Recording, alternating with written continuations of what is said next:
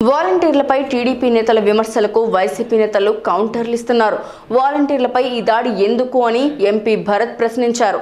TDP నేతలే పెద్ద చోరీ ముఠా అన్నారు భరత్. ప్రతిపక్ష తెలుగుదేశం పార్టీ అహంకార ధోరణి, వాళ్ళు మాట్లాడే విధానం, మాజీ మంత్రి బొజ్జల గోపాలకృష్ణారెడ్డి గారు వాళ్ళ కుమారుడు వాలంటీర్లని జిహాదీ టెర్రరిస్టుల కిందన పోల్చడం జరిగింది. అసలు ఏంటి వాలంటీర్ల పైన దాడి ఏంటి అని అడుగుతా ఉన్నా. మంచి జాబ్ దొరికేదాకా టెంపరీగా చేస్తున్నామని వాళ్ళు చెప్తా ఉన్నారు. అలాంటి అభం శుభం తెలియని వాలంటీర్ల పైన ఈ కత్తి కట్టడం ఏందా అని అడుగుతా ఉన్నా. జిహాదీ టెర్రరిస్టులు ఏంటండి? కడుపుకు అన్నం తింటున్నారా, గడ్డి తింటున్నారా? వాళ్ళు డేటా చోరీ చేస్తూ ఉన్నారన్నారు.